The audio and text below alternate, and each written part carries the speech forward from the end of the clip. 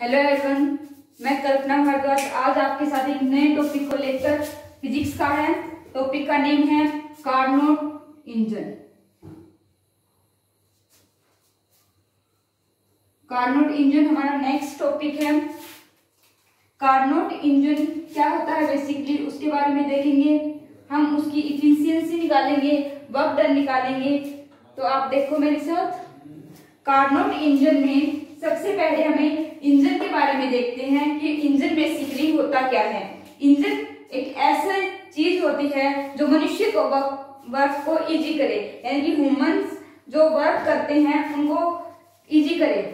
अब Carnot engine है, इसका नाम कार्नोट इंजन क्यों है? क्योंकि ये सादे कार्नोट नेम के साइंटिस्ट ने इसको बनाया था। ये एक आइडियल इंजन है, मतलब कि एक ऐसा इंजन जिसको हम प्रैक्टिकली नहीं बना सकते। अब कार्नोट इंजन में सबसे पहले हमें चार बातें देखनी होंगी। सबसे पहले तो हम लेते हैं एक सोर्स यानी कि जो हमें टेम्परेचर दे रहा हो।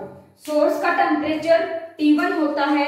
T1 टेम्परेचर होता है सोर्स का, यानी कि ये हाईएस्ट टेम्परेचर होता है, यानी कि इसको हम T1 से रिप्रेजेंट करते हैं। और टेम्परेचर की यूनिट केल्विन में होती है, तो हम यहाँ पे लिखते हैं केल्विन।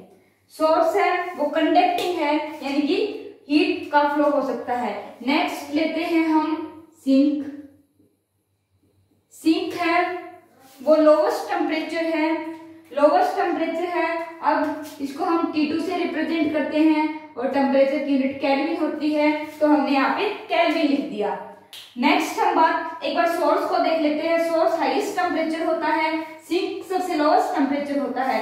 हाईएस्ट टेम्परेचर है इसलिए हमने T1 नेम रिप्रेजेंट किया, सिंक लो टेम्परेचर है तो हमने T2 नेम रिप्रेजेंट किया। अब हम देखते हैं, इसके बाद हम एक पिस्टन लेते हैं। पिस्टन ये और एक स्टैंड लेते हैं, इंसुलेटिंग स्टैंड। इंसुलेटिंग स्टैंड यानी कि इसके अंदर से न तो हीट एंटर करे और न ही बाहर हो। इंसुलेटेड है मतलब कंप्लीटली इंसुलेट है, यानी कि न तो हीट एंटर होगी, एग्जिट होगी और न ही इंटर होगी। यानी कि कौन सा प्रोसेस है? एडियाबैटिक प्रोसेस है। अब कार्नोट इंजन को पढ़ने से पहले हम क्या देखते हैं? पीवी डायग्राम देखते हैं, यानी कि प्रेशर और वॉल्यूम का डायग्राम बना के हम उसमें प्रोसेस देखेंगे कि कौन कौन से प्रोसेस हो रहे हैं। एक तो प्रोसेस होता है आइसोथर्मल एक्सपेंशन, सेकंड प्रोसेस होता है एडियाबैटिक एक्सपेंशन, थर्ड होता है आइसोथर्मल कंप्रेशन, फोर्थ होता है एडियाबैटिक कंप्रेशन। अब हम देखेंगे पीवी डायग्राम से कि वो कैसे होते हैं, फिर हम इनका एक्सप्रेशन निकालेंगे, वर्क डन का और इफिशियंसी का। और फिर बाद में हम क्या करेंगे, जब इंजन सीरीज में हो तब क्या एक्सप्रेशन होता है और इंजन पैरेलल में हो तब क्या एक्सप्रेशन होता है।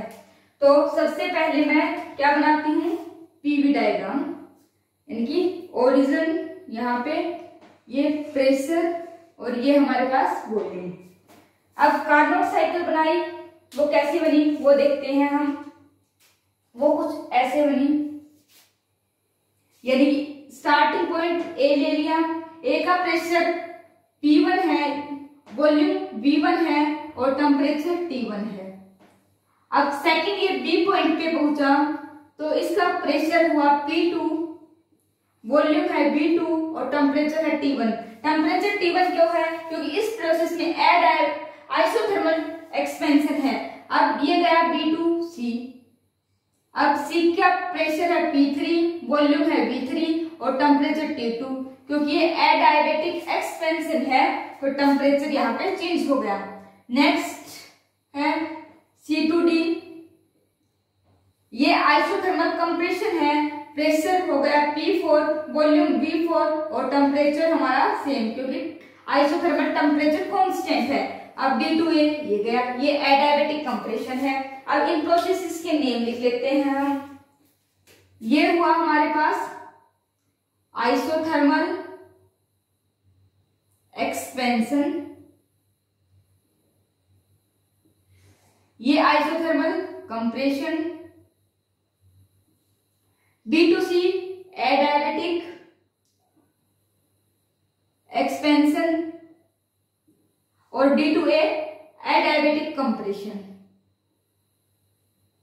अब ये कैसे हुए, इन प्रोसेसेस का हमें कैसे पता चला, वो हम देखते हैं source, sink, piston and insulated stand से देखेंगे कि जो पहला प्रोसेस है वो आइसोथर्मल एक्सपेंशन कैसे हुआ। तो सबसे पहले हमने कंसीडर किया ये पिस्टन है, इसको हमने सोर्स के ऊपर प्लेस कर दिया, सोर्स के ऊपर हमने पिस्टन को रख दिया। सोर्स के ऊपर रखने के बाद पिस्टन पे हमने वेट क्या है डिक्रीज करने शुरू कर दिए, यानी कि मैंने ऐसा साइन बना दिया, यानी कि वेट डिक्रीज हो रहा है। अब वेट हमारा डिक्रीज हुआ तो क्या हुआ, आइसोथर्मल एक्सपेंशन हुआ, यानी कि वेट, इतना वेट है, इसमें वेट डिक्रीज हो गया हमारा, तो वॉल्यूम इंक्रीज हुई, वॉल्यूम इंक्रीज हो गई तो अब टेम्परेचर क्या होगा, वो इंक्रीज होगा। अब टेम्परेचर इंक्रीज ना होके ये पिस्टन है, ये भी कंडक्टिंग है, सोर्स है वो भी कंडक्टिंग है, हीट क्या होगा, टेम्परेचर मेंटेन कर लेंगे, यानी कि टेम्परेचर कांस्टेंट हो जाएगा, तो आइसोथर्मल एक्सपेंशन बन गया।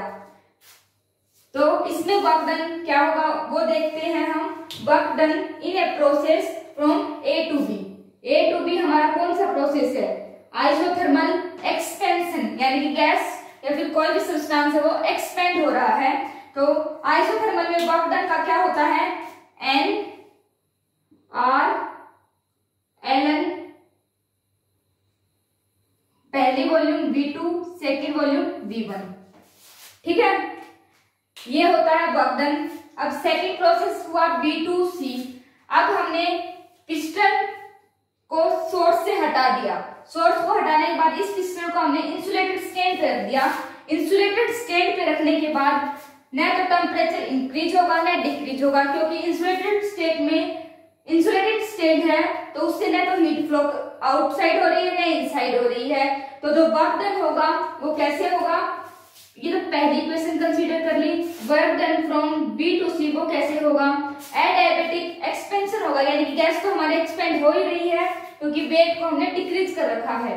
तो वो एक्सप्रेशन कैसे होगा, एडियाबेटिक एक्सप्रेशन का क्या फॉर्मूला होता है, NRT1, पहला टेम्परेचर T1, यहाँ पे भी टेम्परेचर T1, यहाँ पे चेंज इन टेम्परेचर क्या हुआ T2, T1 माइनस T2 और नीचे गामा माइनस 1। गामा होता है स्पेसिफिक हीट और कांस्टेंट प्रेशर का रेशियो और कांस्टेंट वॉल्यूम के साथ। नेक्स्ट पढ़ते हैं हम W C से D तक, A से B, B से C, W C से D। C से D में क्या प्रोसेस होगा वो देखते हैं हम। C से D में कौन सा प्रोसेस होगा, C से D में हम पिस्टन पे जो वेट है वो हम अब क्या करेंगे, इंक्रीज करेंगे, यानी कि वेट को हम बढ़ा देंगे। इंक्रीज करेंगे तो ऐसा साइन आएगा, वेट हमने बढ़ा दिया। वेट को बढ़ाने के बाद इस पिस्टन को हम सिंक पे रखेंगे। अब जैसे ही वेट हम बढ़ाते हैं, वेट बढ़ाएंगे तो हमारा क्या होगा, कंप्रेशन होगा, यानी कि जो गैस है या फिर सिस्टम में कोई भी सब्सटेंस है वो क्या होगा, कंप्रेस होगा। अब हमने इसको सिंक पे रख रखा है तो टेम्परेचर को कांस्टेंट होगा, यानी कि सिंक भी कंडक्टिंग और पिस्टन भी कंडक्टिंग, टेम्परेचर एक्सचेंज होते रहेंगे, यानी कि टेम्परेचर हमारा जो ओरिजिनल था वो ही हमें फाइनल में मिलेगा। तो आइसोथर्मल कंप्रेशन हो गया, उसका वर्क डन हम निकालते हैं कौन से प्रोसेस में, C से D में। टेम्परेचर कांस्टेंट है तो आप देखते हैं C से D में NR ln वॉल्यूम कौन सी है, V3 से V4, यानी कि V4/V3। ये हमारी इक्वेशन कौन सी आ गई, थर्ड इक्वेशन आ गई। अब नेक्स्ट हम पढ़ते हैं D से A में वर्क डन। D से A में कैसे होगा, work done from D to A। D to A में अब सिंक पे से हमने पिस्टन को हटा दिया और इसको इंसुलेटेड स्टैंड पे रख दिया। गैस है उस पे वेट, पिस्टन पे वेट इंक्रीज कर रहे हैं तो गैस तो हमारी कंप्रेस हो ही रही है, इंसुलेटिंग है, यानी कि कोई भी हीट फ्लो नहीं कर रही, तो हमारा एडायबेटिक कंप्रेशन है और उसका वर्क डन क्या हो गया, NR T2 माइनस में T1 अपॉन गामा माइनस 1। ये हमारी इक्वेशन नंबर 4 आ गई।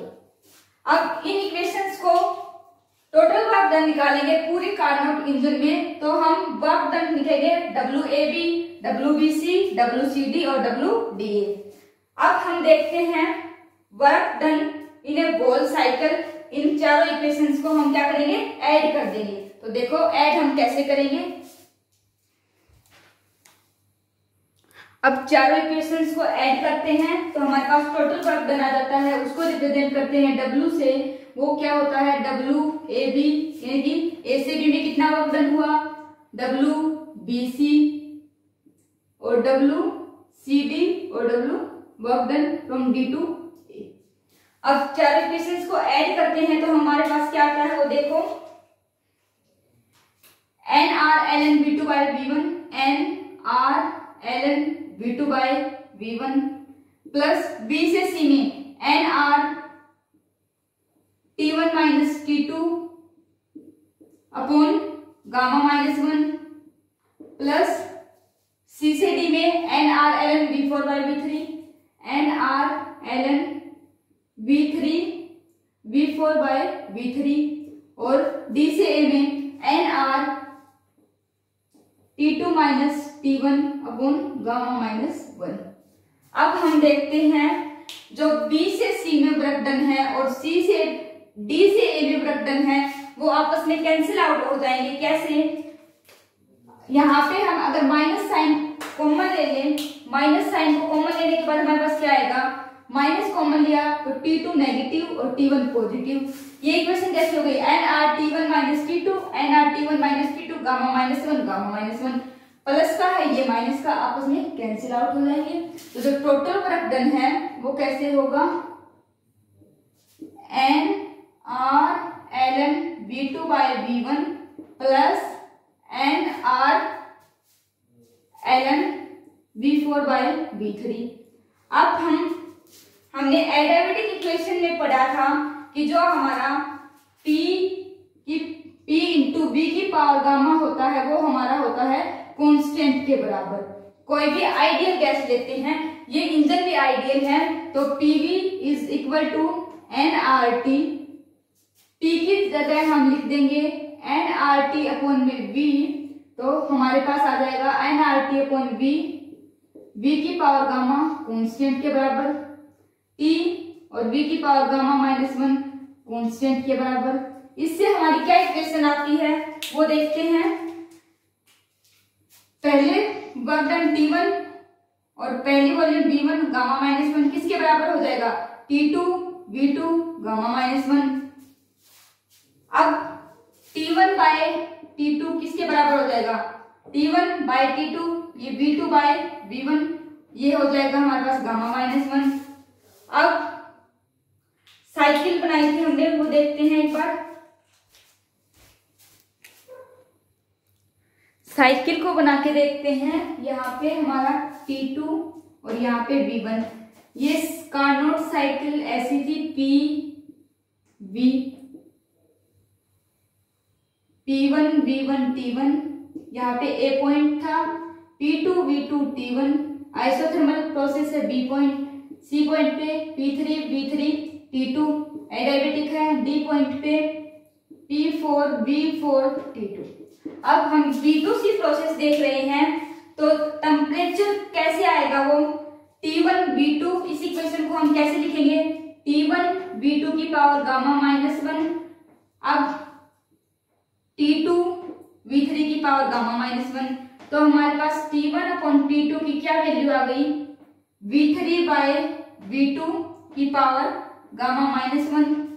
अब D से A में भी देखते हैं, D से A में क्या होगा, T2 V4 की पावर गामा माइनस 1, T1 और V1 की power gamma minus 1, T1 bye T2 क्या हो जाएगा, T1 बाय T2 हो जाएगा हमारे पास V1 bye V4 bye V1 की पावर गामा माइनस 1। अब हम इन कंडीशंस को इस इक्वेशन में लिखते हैं और वर्क डन निकालते हैं। वर्क डन के बाद हम इफिशियंसी निकालेंगे साइकिल की, तो देखो वो इफिशियंसी हम कैसे निकालते हैं। अब देखो ये इक्वेशंस हमारे पास आ गई, इसको हम इक्वेशन नंबर 5th दे देते हैं, इसको हम इक्वेशन नंबर 6 दे देते हैं।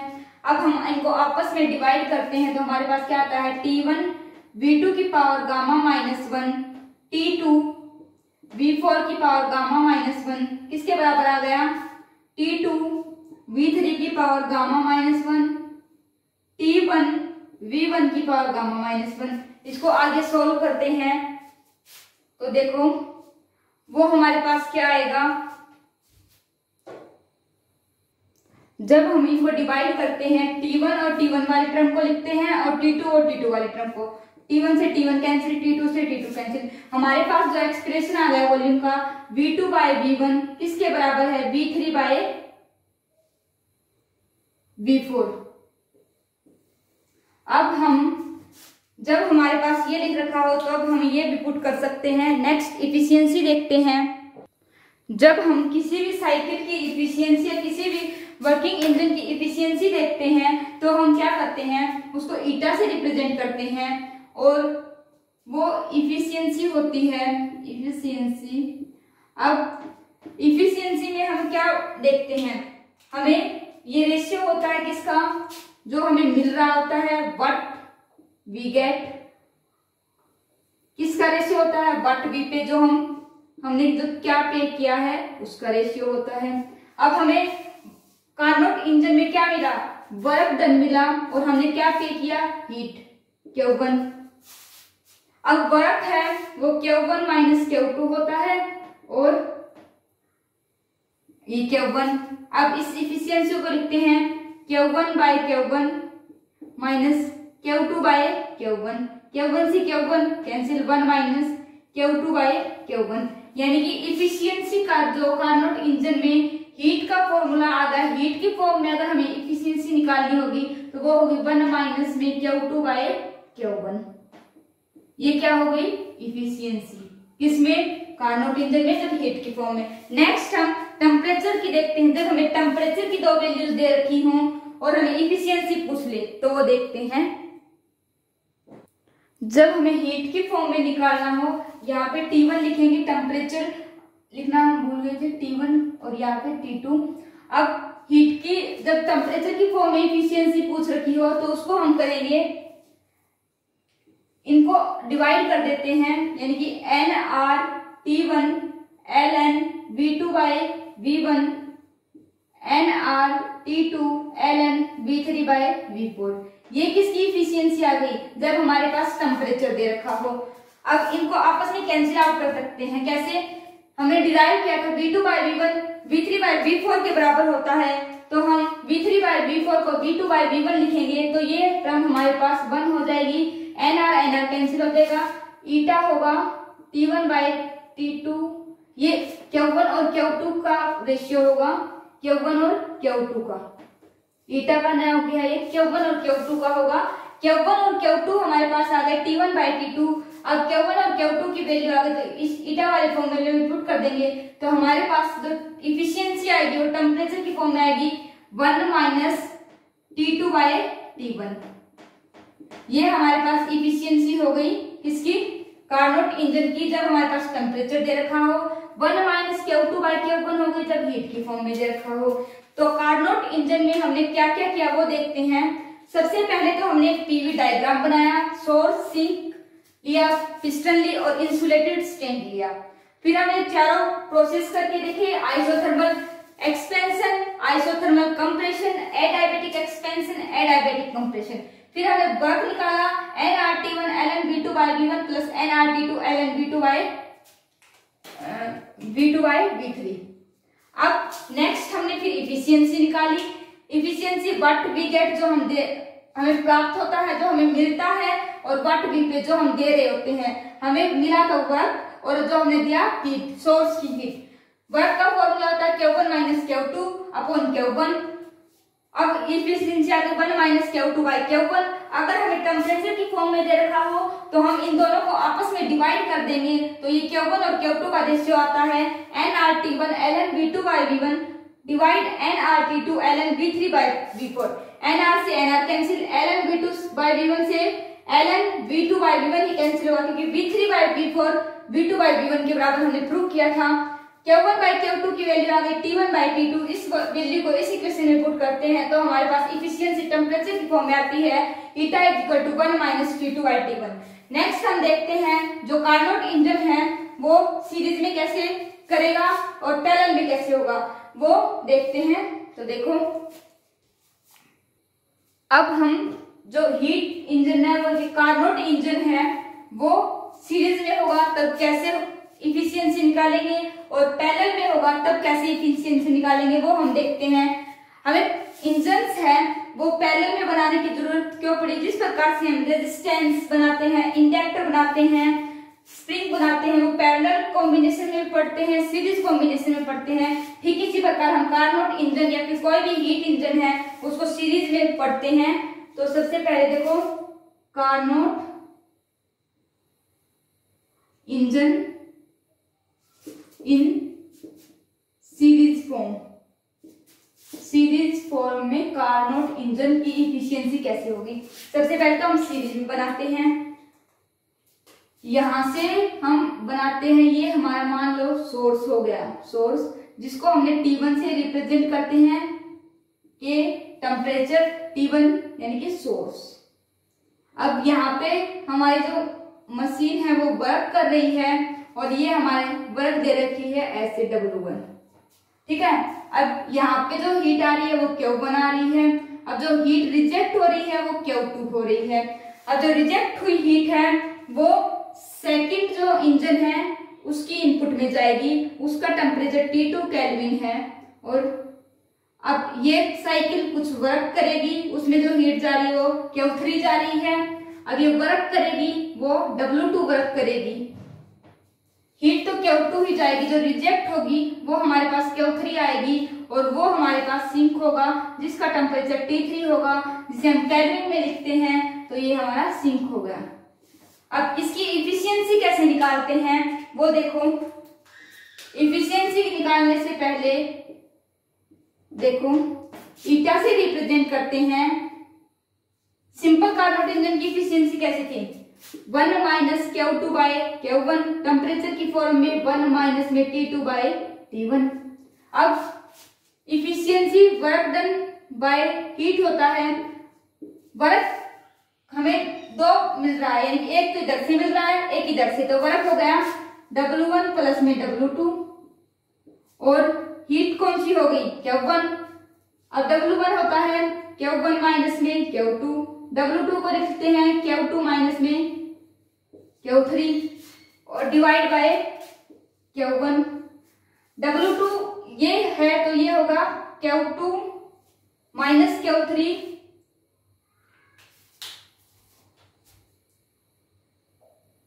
अब Q2 माइनस Q3 हो गया तो फाइनल देखते हैं Q1 minus Q2 plus Q2 minus में Q3 अपॉन में Q1।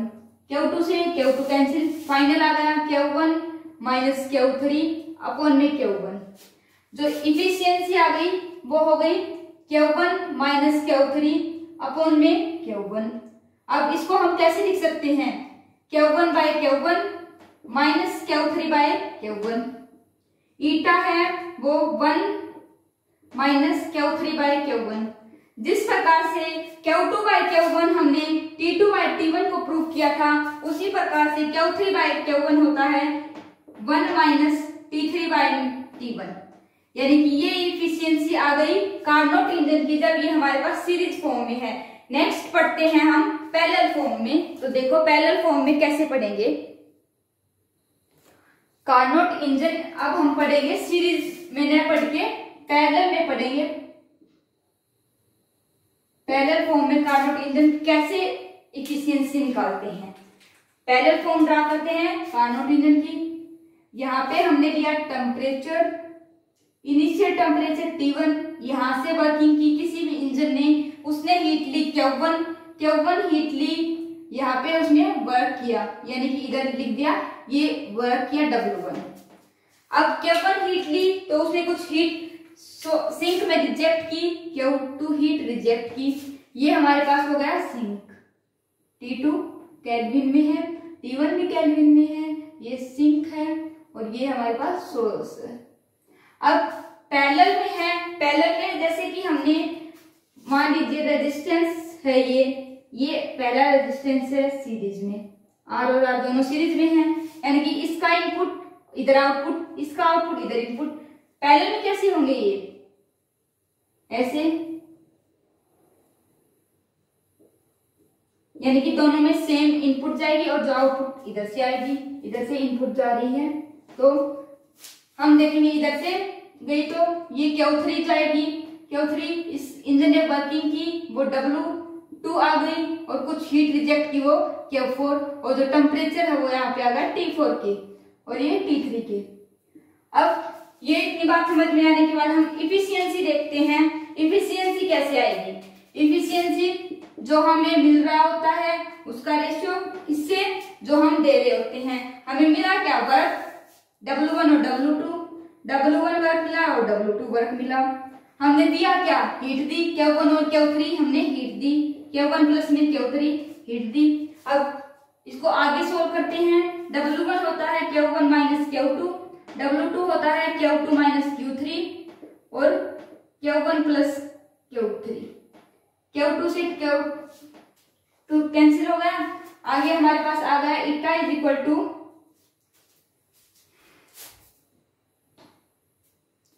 जो हमारे पास W2 है, W2 यहाँ पे वर्क मिल रहा है तो इसकी इफिशियंसी Q3 माइनस Q4 होगी, Q3 माइनस Q4, तो ये कैंसिल आउट ना होंगे। हम इनको करेंगे Q1 minus Q2 plus W2 Q3 minus में Q4, क्योंकि इंजन इतना वर्क है और इसका इतना है, Q3 minus Q4, Q1 plus में Q3। अब इनको आगे कैसे सोल्व करेंगे वो देखते हैं। इनको देखने से पहले हमें देख लेना होगा Q1 बाय Q2 होता है T1 bye T2, Q3 bye Q4 होगा T3 बाय T4, यानी कि Q1 की जगह हम Q2 into T1 bye T2, Q3 की जगह Q4 into T3 bye T4 लिख सकते हैं। तो इनको लिखने के बाद हमारे पास इफिशियंसी आएगी, वो हम देखेंगे। इफिशियंसी को देखते हैं, इनको हम ऐसे लिख देंगे ना, Q1 plus Q3 minus Q2 plus Q4 divide by Q1 plus Q3। जो इटा हमारे पास फाइनल आएगा वो आ जाएगा 1 माइनस Q2 प्लस Q4 और Q1 प्लस Q3।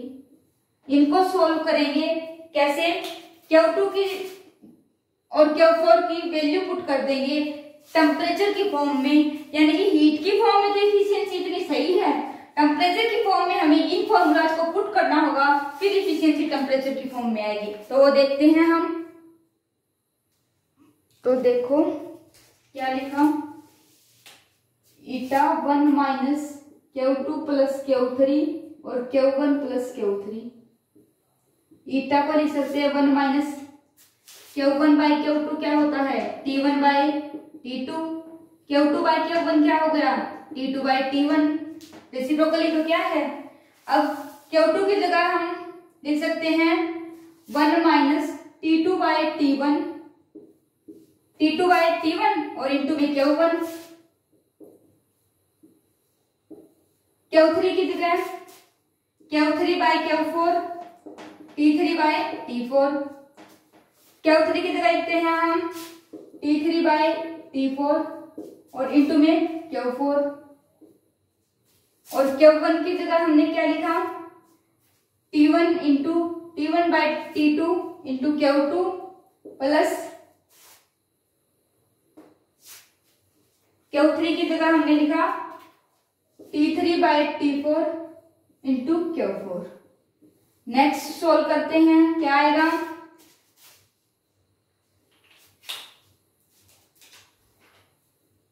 ये हमारे पास आएगा यहाँ पे 4 आएगा, बाय मिस्टेक लिख दिया तो यहाँ पे सब कुछ चेंज होगा तो क्या होगा Q4 की जगह हम लिख देंगे Q4 by Q3, T4 by T3, तो T4 बाई T3 इंटू में Q3 और नीचे है ही Q1 प्लस Q3,